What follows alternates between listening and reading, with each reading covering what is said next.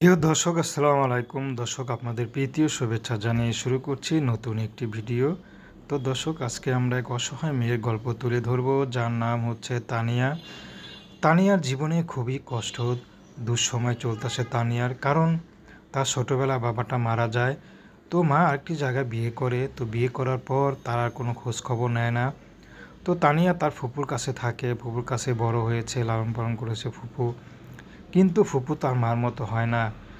তো ফুপুরও ছেলেমেয়ে আছে, তো তানিয়া বেশি লেখাপড়া করতে পারেনি। অভাবে সংসারে ফুপু যখন না খাওয়াইতে পারে তখন তানিয়াকে বিয়ে দিয়ে দেয়। কিন্তু তানিয়া দুঃখের কপাল দুঃখেই রয়ে গেল। বাচ্চা হওয়াটার পরে তানিয়ার স্বামী তানিয়াকে তালাক দিয়ে চলে যায়, কারণ টাকা পয়সা চেয়েছিল, দিতে পারে নাই বলে। তো তানিয়া এখন ফুপুর কাছে থাকে বর্তমানে, কিন্তু ফুপুর কাছে থাকতে চাচ্ছে না, কারণ তানিয়া কোনো পরিচিত জায়গাও নেই যে কোথাও যাবে, তার কোনো আত্মীয় স্বজন নাই যে তাকে নেবে। তো তানিয়ার ফুপুই একমাত্র আশ্রয়স্থল। কিন্তু তানিয়ার ফুপু বিভিন্নভাবে তানিয়াকে খোঁটা দিয়ে কথা বলে, তানিয়া খুব খারাপ লাগে।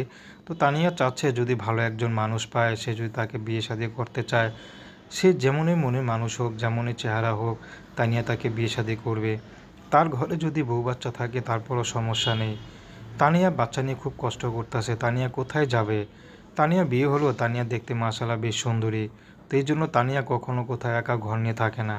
তো দর্শক, প্রেম ভালোবাসা সাহায্য সহযোগিতা বিয়ে শাদী করা একান্ত আপনাদের ব্যক্তিগত ব্যাপার। আসুন আমরা ৫ ওয়াক্ত নামাজ পড়ি, সর্বদা দেশ